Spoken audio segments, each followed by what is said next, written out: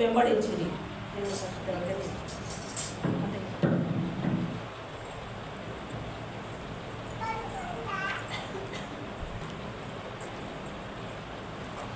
నేటి వాక్య భాగం మనం చదువుకుంటున్నాం కదా. మత్తయి సువార్త 4వ అధ్యాయము, మత్తయి సువార్త 4వ అధ్యాయము 18 నుండి 22 వచనంలో చదువుకున్నాం. మరి ఇక్కడ మనం ఒక వాక్యము తెలుసుకుంటాం. ఏంటంటే ఇక్కడ శిష్యులు, దేవుడు శిష్యులను పిలిచాడు కదా. శిష్యులుగా ముందుగా ఎంచబడ్డారా వాళ్ళు? మొదట వారు ఏం చేస్తున్నారు? వారు ఏ కార్యములు చేస్తున్నారు? వారు ఏ పని చేస్తున్నారు? వారు చేపలు పట్టేవారు. వారిని ఏమంటారు? జాలరులు అంటారు. వారిని ఏమంటారు? జాలరులు. కానీ వారిని ఎవరు పిలిచారు? యేసు ప్రభు పిలిచాడు. పిలిచి ఏమంటున్నాడు? నా వెంబడి రండి. 19వ వచనం, నా వెంబడి రండి, నేను మిమ్మును మనుషులను పట్టు జాలరులుగా చేతులని వారితో చెప్పాను. ఏమని చెప్పాడు? మనుషులను పట్టు జాలరులుగా చేతును, నేను మిమ్మును మనుషులను పట్టు జాలరులుగా చేతును. అంటే క్రీస్తు రాయబారులుగా దేవుడు ఆ రోజే వారిని ఎన్నుకున్నాడు అనమాట. ఎవరు వారు? క్రీస్తు రాయబారులు. దేవుడు ఏం చెప్పినాడు? చేపలను పట్టు జాలరులను యేసుక్రీస్తు మనుషులను పట్టు వారిగా తీరుస్తానని వారిని పిలుస్తూ ఈ మాట చెప్పాడు కదా. కాబట్టి వారిని ఇప్పుడు మనం ఏమనొచ్చు? క్రీస్తు రాయబారులు అనొచ్చు. సో మనం మనుషులను పట్టాలి, మనుషులను పట్టుకోవాలి, లేకపోతే మనుషులు పట్టే జాడలుగా మారాలి అంటే మొట్టమొదటిగా మనం ఏమి చేయాలి? ఏం చేయాలి? ఇదే మత్తయి సువార్త 4వ అధ్యాయము 19వ వచనము మధ్య భాగంలో చూస్తే, వెంటనే వారు తమ వలలు విడిచిపెట్టి ఏం చేశారు? ఆయనను వెంబడించిరి. ఏం చేశారంట? యేసు ప్రభువును వెంబడించారు. మనము కూడా మనుషులను పట్టే జాలర్లుగా ఉండాలి అంటే మనం ఏం చేయాలి? క్రీస్తు రాయబారులుగా ఉండాలి అంటే మనం ఏం చేయాలి? ఏమిటి? దేనిని వదిలిపెట్టాలి? దేనిని వెంబడించాలి? మనము దేవుని వెంబడించాలి. మొట్టమొదటి పాయింట్ ఏంటంటే మనుషులను పట్టు జాలరులుగా చేయబడాలి అంటే మొట్టమొదటిగా మనము ఎవరిని వెంబడించాలి? దేవుని వెంబడించాలి. అలాగే రెండవ పాయింట్ చూద్దాము. మార్కు సువార్త 1వ అధ్యాయము, మార్కు సువార్త 1వ అధ్యాయము, మార్కు సువార్త 1వ అధ్యాయము 17వ వచనంలో చూస్తాం. 17, 18 వచనంలో చదువుతాము. యేసు, నా వెంబడి రండి, నేను మిమ్మును మనుషులను పట్టు జాలరులుగా చేసేదనని వారితో చెప్పాను. ఏం చెప్పాడు యేసు ప్రభు?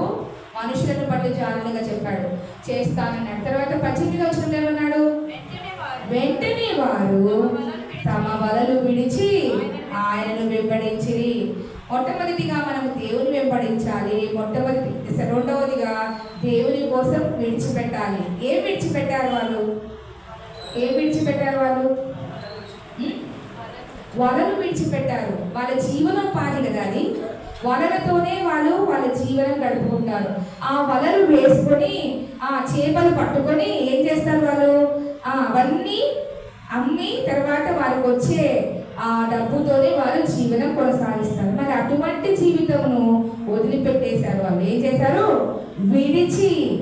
ఏం విడిచారు? వలలు విడిచి ఆయనను వెంబడించారు. సో మనం కూడా అంతే. మనుషులను పట్టు జాలుగా దేవుడు చేస్తా అన్నాడు కాబట్టి క్రీస్తు రాయబారులమైన మనం ఏం చేయాలి? ఏమి విడిచిపెట్టాలి? దేవుని కోసం ఏం విడిచిపెట్టాలి? వలలు విడిచిపెట్టాలి. అంటే మనకి ఏదో ఇంపార్టెంట్ థింగ్ మన జీవనం అదే అని అనుకున్నప్పుడు కూడా అటువంటిది కూడా దేవుడికి ఇష్టమైతే, దేవుడు ఖచ్చితంగా నన్ను వెంబడించాలి అని ఒకవేళ పిలిచాడనుకోండి, ఏమి చేయాలి? అది కూడా వదిలిపెట్టేసేయాలి. దేవుని కోసం మనం విడిచిపెట్టే వారుగా ఉండాలి. మూడవది చూద్దాము. లూకా సువార్త 5వ అధ్యాయము 10వ వచనము. లూకా సువార్త 5వ అధ్యాయము 10వ వచనం చూద్దాం. అలాగున సీమోనుతో కూడా పాలివారైన జెబెదయి కుమారులకు యాకోబును యోహానును విస్మయముందిరి. అందుకు యేసు, భయపడకుము, ఇప్పటి నుండి నీవు మనుషులను పట్టువాడవై ముందు అని సీమోనుతో చెప్పాను. ఏంటంట, మనము కూడా సీమోనుతో ఏమంటున్నాడు, సీమోనుతో కూడా పాలివారైన జెబెదయి కుమారులకు యాకోబును యోహాను. అంటే మనం ఏమి చేయాలి, మనుషుల్ని పట్టు జారులుగా చేస్తానన్నాడు కదా దేవుడు. మనల్ని మనుషులను పట్టు జారులుగా చేయాలంటే మనం మూడవది ఏం చేయాలంటే దేవుని ప్రజలతో పాలివారమై ఉండాలి. ఏంటి, దేవుని ప్రజలతో పాలివారమై ఉండాలి. ఇక్కడ అంతా తెలుసు ఈ స్టోరీ అంతా 5వ అధ్యాయంలో ఎంతగా వాళ్ళు శ్రమ పడతారు, వాళ్ళు ఎంత ప్రయాసపడినా అక్కడ చేపలు దొరకవు వారికి. తర్వాత యేసు ప్రభు వారికి చెప్తే అప్పుడు ఒక చోట వేస్తే అక్కడ వారికి ఏమొస్తుందండి, చేపలు. ఎన్ని చేపలు వస్తాయి చూడండి, ఎంత మంచి మాట చెప్పాడు కదా, విస్తారమైన చేపలు వస్తాయి. అంతగా విస్తారమైన చేపలనే మీరు పట్టగలుగుతున్నారు కదా నేను చెప్పినప్పుడు. అట్లే మీరు కూడా నా కోసం మీరు ఏం చేయాలి, సువార్తను ప్రకటించండి. నా కోసం మీరు బిడ్డల్ని కనండి. నా కోసం మీరు ఏం చేయాలి, మనుషులను పట్టే జాలర్లుగా కండి. ఏం చేయాలి, మొట్టమొదటిగా మీరు నన్ను వెంబడించండి. తర్వాత నా కోసం మీరు విడిచిపెట్టండి. ఏం విడిచిపెట్టాలి, వలలు విడిచిపెట్టాలి. తర్వాత దేవుని ప్రజలతో కూడా పాలివారై ఉండాలి అని దేవుడు బోధిస్తున్నాడు. 3 మాటలు చెప్పాడు కదా.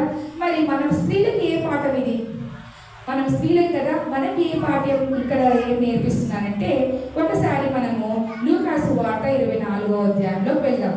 లూకాసు వార్త 24వ అధ్యాయంలో అక్కడ మొదటి నుంచి చదువుకుంటూ వెళ్తే స్త్రీలు ఏం చేస్తారు, యేసు ప్రభు సమాధి దగ్గరికి సుగంధ ద్రవ్యములు తీసుకొని ఆయన దగ్గరికి వెళ్తారు, ఆయన సమాధి దగ్గరికి వెళ్తారు. కానీ అక్కడికి వెళ్ళిన తర్వాత ఏం జరిగింది, సమాధి నుండి రాయి దొర్లింపబడి కనిపించింది. కనిపించిన తర్వాత ప్రభు అని యేసు దేహము వారికి కనపడలేదు. కనపడకపోయేసరికి వారికి ఎటు తోచక దిక్కు తోచక వాళ్ళు ఏమీ తెలియక ఎక్కడ చూసినా ఏంటబ్బా ఇట్లా అయిపోయింది, దేవుడు కనిపించటం లేదే అని చెప్పి అక్కడ ఉన్నటువంటి ప్రకాశమానమైన వస్త్రములు ధరించుకున్న 2 మనుషులు వారికి కనిపిస్తారు. కనిపిస్తే వారిని అడుగుతారు. వాళ్ళు ఏమంటారు, వారు భయపడి ముఖములను నేల మోపి ఉండగా ఏమంటారు వాళ్ళు, సజీవుడు అయిన వారిని మీరెందుకు వెతుకుచున్నారు, ఆయన ఎక్కడ లేడు, ఇక్కడ లేడు, ఇంకా ఆయన ఇక్కడ లేడు, ఆయన ఎక్కడికి వెళ్ళిపోయాడు, మరి ఆయన లేచి ఉన్నాడు. ఆయన ఇంకా గలిలయలో ఉండినప్పుడు మనుష్య కుమారుడు పాపిష్ఠులైన మనుషుల చేతికి అప్పగింపబడి సిలువ వేయబడి 3వ దినమందు లేవవలసి ఉందని ఆయన మీతో చెప్పిన మాట జ్ఞాపకం చేసుకోండి అని చెప్పి ఆ మాటలు జ్ఞాపకం చేస్తారు. అక్కడ ఎవరు వెళ్ళారు మరి, ఆ స్త్రీ ఎవరెవరు, ఇదే 10వ వచనంలో చూడండి, 24 10వ వచనంలో ఏమని రాయబడింది, అక్కడ ఎవరెవరు ఉన్నారు, ఈ సంగతులు అపోస్తలుతో చెప్పిన వారు ఎవరనగా మగ్దలేని మరియయు, యోహన్నయు, యాకోబు తల్లి అయిన మరియయు, వారితో కూడున్న 2 స్త్రీలు. ఇంతమంది ఉన్నారు, అందరు స్త్రీలే. ఎవరైనా పురుషులు ఉన్నారా, అందరు స్త్రీలే. స్త్రీలకే మొట్టమొదటిగా అవకాశం వచ్చింది యేసు ప్రభు గురించి చెప్పడానికి, యేసు ప్రభు తిరిగి లేచాడని చెప్పడానికి, ఆయన సువార్త చెప్పడానికి, ఆయన మృత్యుంజయుడే లేచాడని చెప్పడానికి స్త్రీలకే దేవుడు ఎన్నుకున్నాడు. ఇప్పుడు మనుషులను పట్ట జాలర్లుగా చేస్తాడన్నాడు కదా యేసు ప్రభు చెప్పాడు కదా, అది మనం అప్లై చేసుకోవాలి. అక్కడ స్త్రీలకు దేవుడు కనిపించలేదు. స్త్రీలకు దేవుడు కనిపించకపోయేసరికి వారు వెళ్ళి ఏం చెప్తున్నారు, వారు వెళ్ళి అక్కడ యేసు ప్రభు లేడని అక్కడ ఉన్న వారికి అందరూ ప్రకటిస్తే వారు ఏమంటారు చూడండి, అయితే వారి మాటలు వీరి దృష్టికి ఎలా ఉన్నాయంట, వెర్రి మాటలుగా కనబడను. ఎలా ఉన్నాయి, వెర్రి మాటలుగా కనబడను. కనుక వీరి మాటలు వారు అసలు నమ్మలేదంట. చూసినారా, వెర్రి మాటలు. యేసు ప్రభువును గురించిన వార్త వెర్రి మాటలు. అది ఎక్కడ ఉంది తెలుసా మీకు, 1 కొరింథీయులకు రాసిన పత్రిక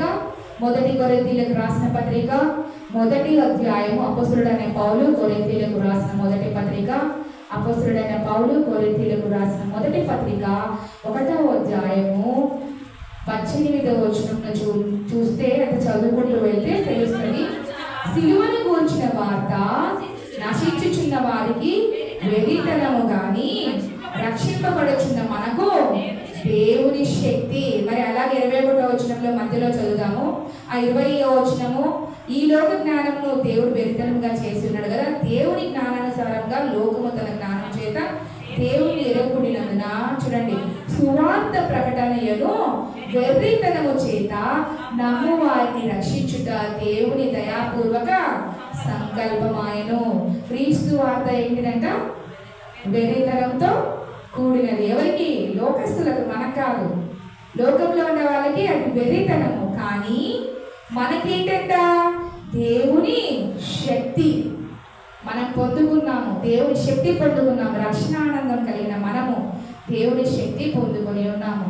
యేసు ప్రభువు గురించి ఆ మగ్దలేనే మరియా, మరి ఒక మరియా, తర్వాత ఇంకా ఎవరు? యాకోబు, యోహన్నాయు, యాకోబు తల్లి అయిన మరియా, తర్వాత ఇంకా ఇతర స్త్రీలు, వీరందరూ వెళ్ళి చెప్తే వారి మాటలు వెర్రితనంగా వాళ్ళు అనుకున్నారు. వెర్రితనంగా ఉంటుంది. ఎవరికి? లోకస్తులకు, తెలియని వారికి యేసు ప్రభు వార్త ఎలా ఉంటుంది? వెర్రితనంగా ఉంటుంది. దేవుడు మనల్ని ఏం చేస్తున్నాడు? మనుషులను పట్టు జారనిగా చేస్తాడు కదా. అంత గొప్ప దేవుడు మనకు పెట్టుకొని, అంత గొప్ప దేవుడు పెట్టుకొని ఎవరైనా మీరు వెర్రివారా, మీరు వెర్రివారు, వెర్రి మాటలు మాట్లాడుతున్నారు, యేసుప్రభు ఏంటి సిలువలో నుండి బలి అయ్యి 3వ దినం లేచుట ఏంటి, అసలు ఆయన ఎందుకు లేచినాడు, అసలు మీకు ఏంటి ఆ పరిస్థితి, ఎందుకు ఆయన గురించి మీకెందుకు అని ఎవరన్నా మాట్లాడినా కూడా అవి వారికి వెర్రితనమే. అవన్నీ వారి బుద్ధి లేకుండా మాట్లాడుతున్నారు. కానీ మన దేవుని గురించిన వార్త మనకు ఏంటి? దేవుని శక్తి. చూడండి, సిలువని గురించిన వార్త నశించుచున్న వారికి వెర్రితనము, కానీ రక్షింపబడుచున్న మనకు దేవుని శక్తి. దేవుని శక్తి పొందుకుని ఉన్న వాళ్ళ ఒకసారి ఆలోచించండి. ఎంతమంది మనము దేవుని గురించి ప్రకటిస్తున్నాము? పోనీ ప్రార్థిస్తున్నామా? ప్రార్థన జీవితం మనకు ఉందా? మనము ఇతరుల కోసం, నశించుచున్న వారి కోసం ప్రార్థన చేస్తున్నామా? నిన్నటి దినము ఉపవాస ప్రార్థన ఎంతమంది వచ్చినారు? దాదాపుగా 18 మంది వచ్చినారు. అంటే నేను వీనస్తో కూడా కౌంట్ చేసినానేమో అనుకుంటున్నాను. 18 మంది వచ్చినారు. మరి రాలేక నిలిచిన వారి పరిస్థితి ఏంటి? దేవుడి మనకు ఒక సమయం ఇచ్చినాడు కదా. దేవుని సన్నిధిలో ఉండి మోకరించి మన విన్నపములు, మన కుటుంబ పరిస్థితులు, మన దేశ పరిస్థితులు, మన బిడ్డల పరిస్థితులు, తర్వాత మన సంఘ పరిస్థితులు, మన సేవకుల పరిస్థితులు, అందరి గురించి, అధికారుల కోసము, తర్వాత ప్రభుత్వాల కోసం, అందరి కోసం ప్రార్థన చేయమని దేవుడు మనకు ఒక సమయం ఇచ్చాడు కదా. ఆ సమయం మనం విడిచిపెట్టేసి మనం వేరే పనులలో ఉంటే దేవుడు ఏం చేస్తాడు? దేవుడు చింతిస్తాడంట మన కోసం. ఆయన కూడా మన కోసం విజ్ఞాపనకర్తగా ఉన్నాడు కదా పరలోక రాజ్యంలో. మరి మనం ఎందుకు అలా ఉంటున్నాం? మనం ప్రార్థించే బిడ్డలుగా ఉండాలి. తర్వాత మనము ఆయన వెంబడించే బిడ్డలుగా ఉండాలి. మనం సమస్తమును విడిచిపెట్టి ఆయన కోసం ముందడుగు వేయాలి. తర్వాత ఆయన ప్రజలతో కూడా కలిసి పారివారమై ఉండాలి. ఇది మనకు దేవుడు నేర్పించాడు. అందుకే మనం క్రీస్తు రాయబారులుగా చేయబడ్డాము.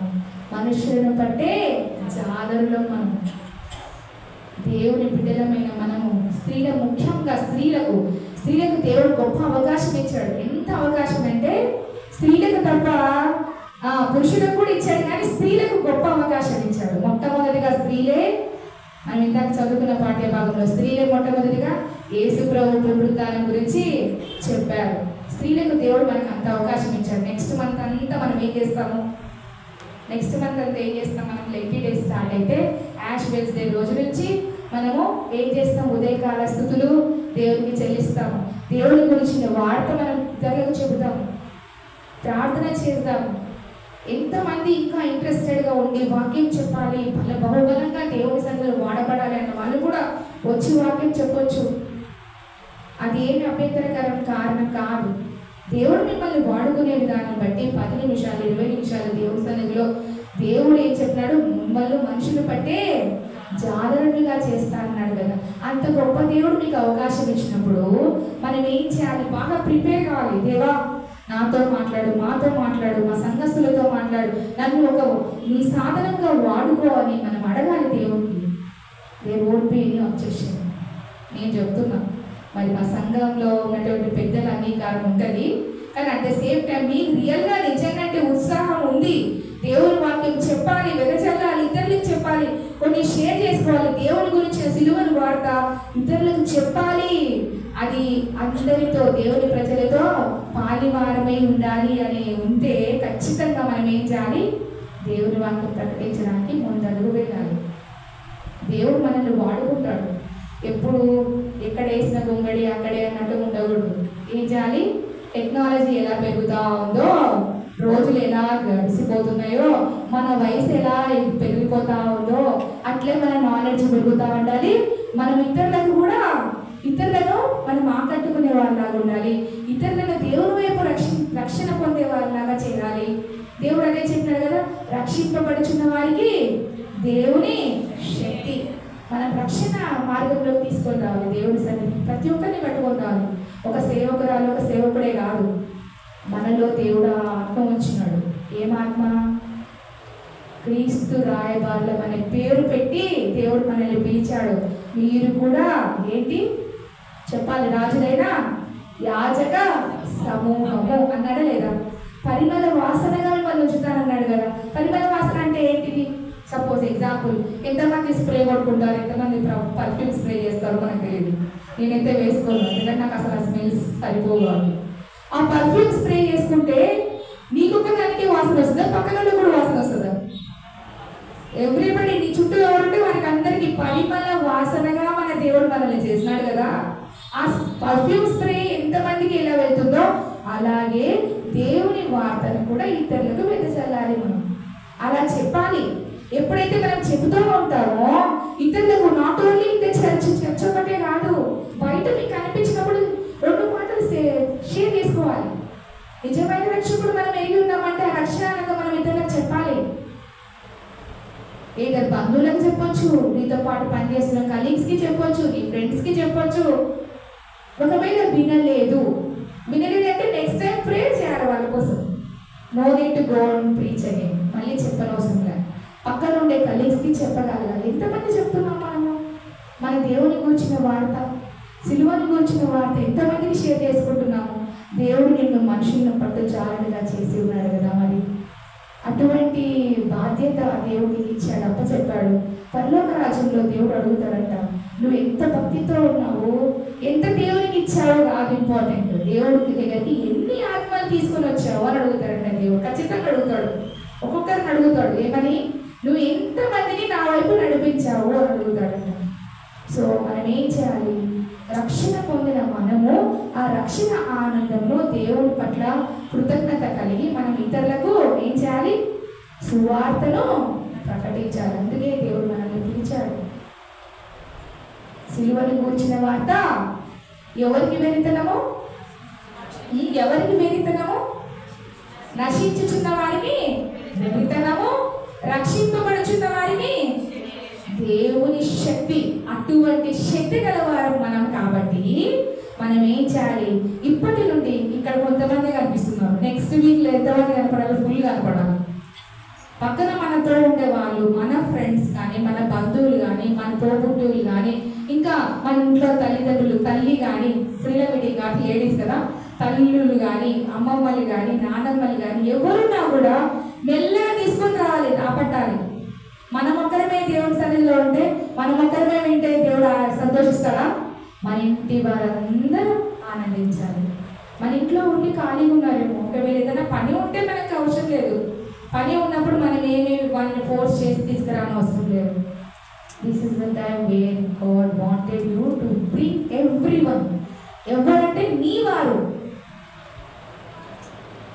నిజంగా దేవుడు నమ్ముకున్న ప్రతి బిడ్డ చేయాల్సిన పని ఏమంటే, నీతో పాటు ఒక ఇద్దరిని పట్టుకొని రావాలి దేవుని సన్నిధికి. దేవుని వాక్యం నేర్చుకుందాం, దేవుడు మనకు నేర్పించే పాఠాలు నేర్చుకుందాం. ఇప్పుడు ఈ రోజు మీరు తెలుసుకున్నారు కదా, నిన్న కూడా చెప్పినట్టు నాటు వారం కూడా చెప్పిన, మనం ఏం చేయాలి? Whatever we listen here మన దగ్గరే పెట్టుకోకుండా మనం ఏం చేయాల్సి, we need to share with others. ఇప్పుడు విన్నాము, నెక్స్ట్ మనము ఇంటి దగ్గరకు పోయి కూడా చెప్పాలి. ఏం నేర్చుకున్నారు? ఈరోజు ఏమో చెప్పినారు అక్క, ఈరోజు చెప్పినారు పాస్టరమ్మ. అది కాదు, మనం ఏం చేయాలి? We need to share whatever we listen. Ear కాదు, మనం వినటం లేదు, గ్రహిస్తున్నాము. లిజనింగ్. లిజనింగ్ అనేది ఎక్కడ ఉంటుంది?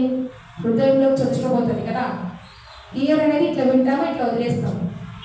లిజన్ అంటే మంచిగా గ్రహిస్తున్నాము, మనకి మన హృదయంలోకి తీసుకుంటున్నాము. ఈ వాక్యం ఏం చేయాలి? ఇతరులకు వెదజల్లాలి, ఇతరులకు చెప్పాలి, దేవుని దగ్గరికి తీసుకొని రాగలగాలి. అలా చెప్పి ఇటువంటి వాక్యం మనం నేర్చుకుందాం, ఇంకా నేర్చుకుందాం. ఇంకా దేవుడు మీరేమని చేయాలంటే ప్రార్థన కూడా చేయాలి సేవకుల కోసం. దేవా ఇంకా సేవకులు ఇంకా బహుబలంగా వాడబడాలి దేవా, మాకు ఇంకా దైవవాక్యము ఇంకా మాకు నేర్పించాలి దేవా, మాకే కాదు మా పిల్లలు కూడా నేర్చుకోవాలి ప్రభువా అని చెప్పి మీరు బహుబలంగా మేము వాడబడ్డట్లు మా కోసం కూడా ప్రార్థన చేయాలి. దేవుడు అలా మిమ్మల్ని దీవిస్తాడు.